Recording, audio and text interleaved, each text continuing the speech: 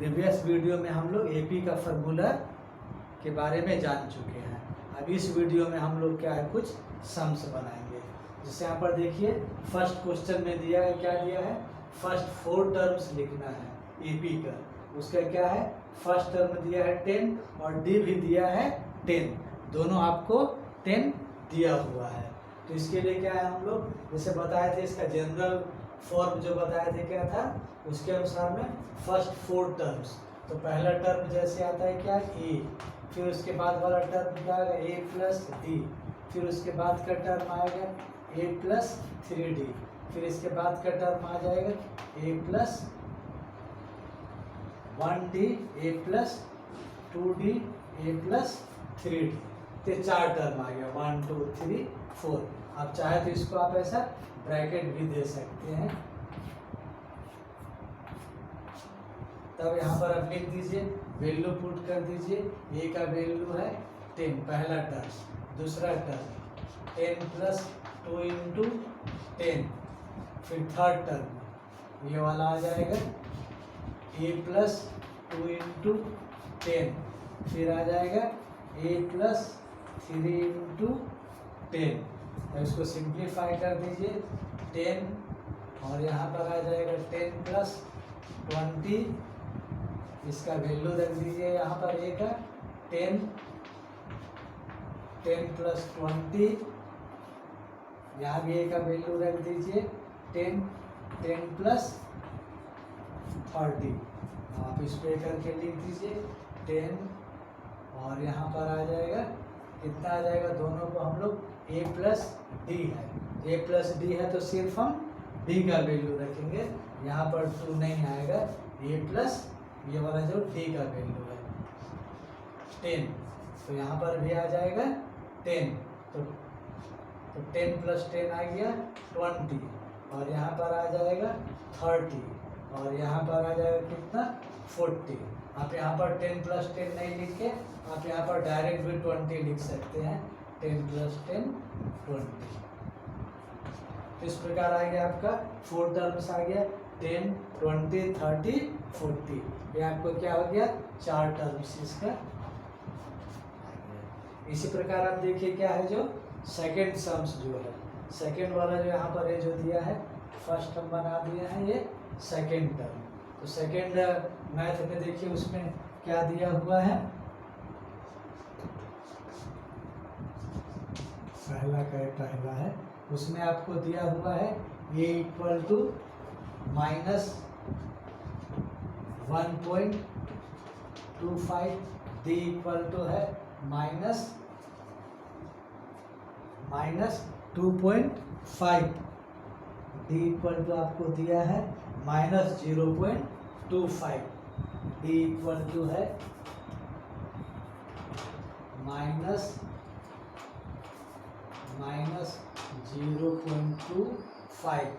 तो d का value रख लीजिए -0.25। तो फिर आपको वही निकालना है फर्स्ट 4 टर्म्स, या इसी को मैं लिख दे रहा हूँ, फिर इसको पूरा लिखने का जरूरत नहीं है। जैसे सेकेंड मैथ में क्या दिया हुआ है आपको, ये दिया हुआ है -1.25 और डी आपका दिया -0.25। तो फर्स्ट 4 टर्म्स ऑफ एपी। तो यहाँ पर क्या सिर्फ ए और डी है वो चेंज कर जाएगा, ए और डी का वैल्यू चेंज हो जाएगा, बाकी ठीक उसी का जैसा रहेगा। फार्मूला में वही रहेगा 4 टर्म्स का, ए प्लस डी, ए प्लस 2d, ए प्लस 3d। अब आप इसका वैल्यू रख दीजिए, यहाँ से मैं लिख दे रहा हूँ ए का वैल्यू -1.25, पहला टर्म आ गया, दूसरा आ जाएगा -1.25 प्लस -0.25, इसको और एक ब्रैकेट में क्लोज कर दीजिए।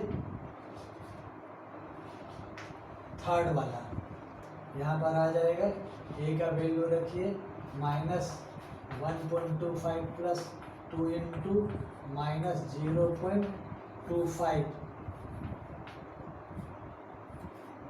और फोर्थ वाला यहाँ पर आ जाएगा आपका ए का वैल्यू रखिए -1.25 plus 3 into -0.25।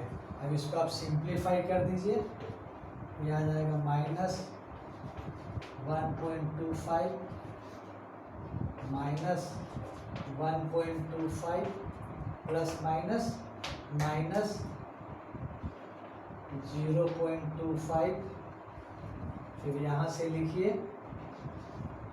-1.25 plus minus multiply कर दीजिए 0.50 और यहाँ से फिर आपको आ जाएगा -1.25 प्लस -3 से मल्टीप्लाई कर दीजिए 0.75। ऐड कर दीजिए सबको, मतलब यहाँ जहाँ पर है ये दोनों ऐड होगा, ये दोनों ऐड होगा, ये दोनों ऐड होगा, क्योंकि इसमें क्या है सेम साइन दिया हुआ है। सेम साइन दिया तो इसको क्या करेंगे ऐड करेंगे, इसको लिखिए -1.25, यहाँ भी सेम साइन है ऐड हो जाएगा, ब्रैकेट में हटा दे रहा हूँ -1.50, ये दोनों को ऐड कर दीजिए -1.75, ये दोनों को ऐड कर दीजिए -2.00। तो ये हमारा आ गया 4 टर्म्स आ गया है ना। ऐड करने का समय जैसे देखिएगा, आपको ओरली जैसे नहीं पता चलेगा, ओरली आपको नहीं पता चलेगा तो आप ऐसा लिख के भी कर सकते हैं। जैसे किसी का देखिए, जैसे लास्ट वाला देखिए 1.25 माइनस 0.75 ऐड कर दीजिए 0.02, माइनस है तो माइनस, सेम साइन है तो ऐड करेंगे। तो ऐसे हम लोग बना दिए, फर्स्ट और सेकंड सम्स बना दिया। अब आप जैसे देखिए क्वेश्चन नंबर 2 का, क्वेश्चन नंबर 2 में इसको मैं मिटा दे रहा हूँ।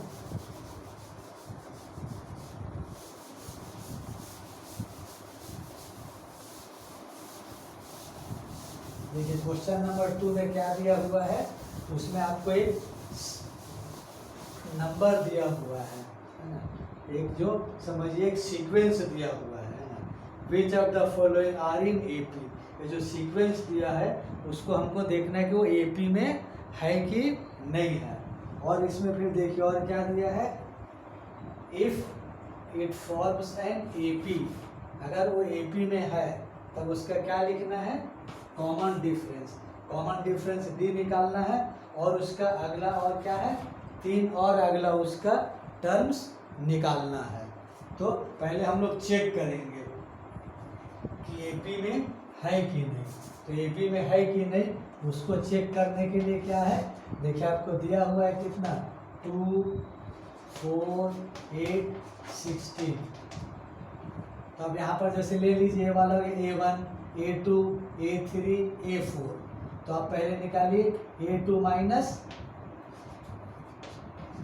A1, A2 कितना 4, 4 माइनस 2 आ गया। फिर आप निकाल दीजिए A3 माइनस A2, A3 कितना है 8 और A2 है 4, माइनस कर दीजिए 4। यहाँ पर देखिए दोनों क्या इक्वल नहीं आ रहा है, तो नहीं आ रहा तो यहाँ पर लिख देंगे, तो और आगे निकालने का जरूरत नहीं है। A2 minus A1 not equal to A3 minus A2। So therefore given क्या दिया हुआ है, टर्म्स, गिवन टर्म्स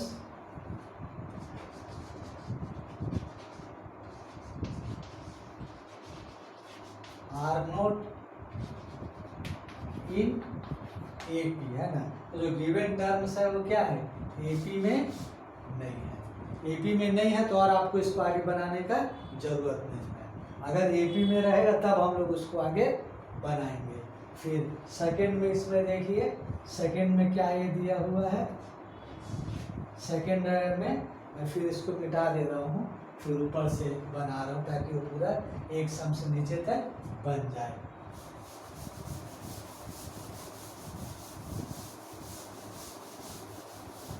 सेकंड में देखिए आपको दिया हुआ है, उसमें सेकंड में है हमारा, उसमें भी 4 टर्म्स दिया हुआ है और 4 टर्म्स दिया है, और उसको हमको देखना है कि वो एपी में है कि नहीं। अगर एपी में होगा तब उसका हम लोग और आगे बनाएंगे। आगे उसका कितना और टर्म्स निकालना है, और आगे 4 टर्म्स आपको और निकालना है अगर वो एपी में होगा तब। तो जैसे देखिए क्या दिया इसमें, -10 -10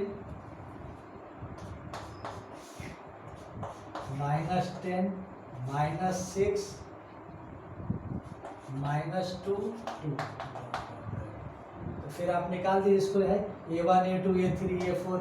आप चाहे तो यहाँ इसका नीचे लिख भी सकते हैं, है ना, ऐसा कोई जरूरी नहीं है, लेकिन जानना है कि पहला दूसरा तीसरा चौथा टर्म्स है। तो आप यहाँ निकालिए A2 माइनस A1। तो A2 कितना है, -6 -10 -6 + 10 4 आ गया। फिर अब आप निकालिए A3 माइनस A2। A3 कितना आपका -2 माइनस, फिर इसका वैल्यू कितना है, -6 है। तो यहाँ पर लिखेंगे -6 -2 माइनस +6, तो आ गया 4। तो 2 टर्म आ गया। तो और एक बार आप निकाल लीजिए, कम से कम 3 टर्म निकालिए।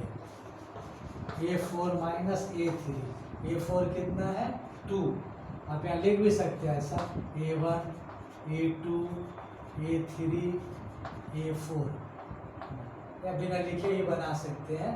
तो A4 आपका कितना है 2 माइनस -2 2 माइनस +2, तो 2 + 2 4।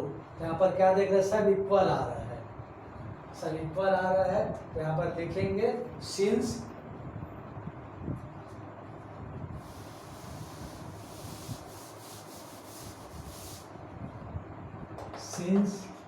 A2 minus A1 equal to A3 minus A2 equal to A4 minus A3 equal to, माने जितना भी आगे जो टर्म आते जाएगा वो सभी टर्म्स क्या रहेगा, इक्वल रहेगा।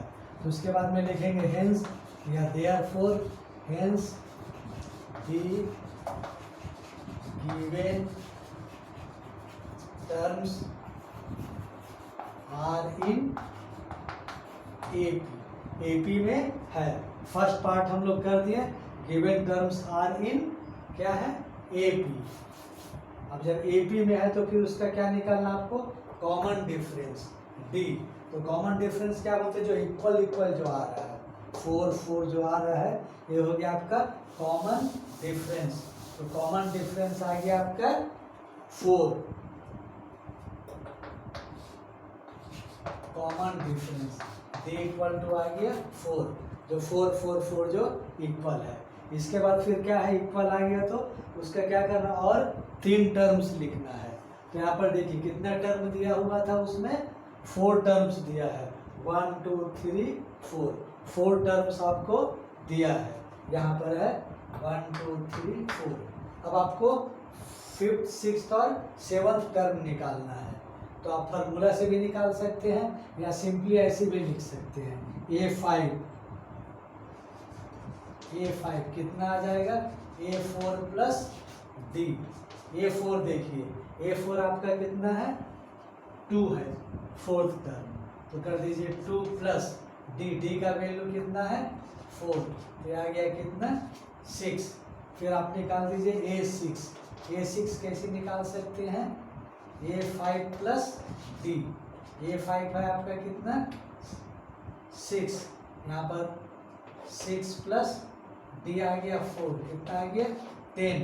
फिर निकाल दीजिए A7। A7 कैसे निकल जाएगा, A6 प्लस D। A6 है कितना 10, 10 प्लस 4 14। तो आपका नेक्स्ट 3 टर्म्स आ गया, 6 10 14। ये तीनों आपका क्या आ जाएगा, आंसर आ जाएगा। तो इस प्रकार हम क्या किए, पहले चेक किए हैं एपी में है कि नहीं, और एपी में है तो उसका और कितना टर्म और लिखे हैं, उसका 3 टर्म और लिखे हैं। आप यहाँ पर चाहे तो फॉर्मूला भी लिख सकते हैं, जैसे यहाँ पर A5 दिया है, A5 दिया है तो उसको आप ऐसे भी लिख सकते हैं, A5 equal to A plus 4D। A का वैल्यू रख देंगे और 4 इंटू डी करके उसको क्या कर देंगे, मल्टीप्लाई कर देंगे, तो भी माने कि हमारा क्या आ जाएगा, आंसर आ जाएगा। तो ऐसे भी जैसे आप बना सकते हैं। और जैसे A6 निकालना है, A6 निकालना तो क्या मिलेगा, A प्लस 5D। तो ऐसा आप फार्मूला से बनाइए, या तो आप सिंपली ऐसे बना सकते हैं। कोई भी जैसे आपको मालूम है, इसका क्या मालूम था, 4th टर्म मालूम था, तो 5th टर्म में क्या कर दिए, A4 plus D, 5th term निकाल दिए।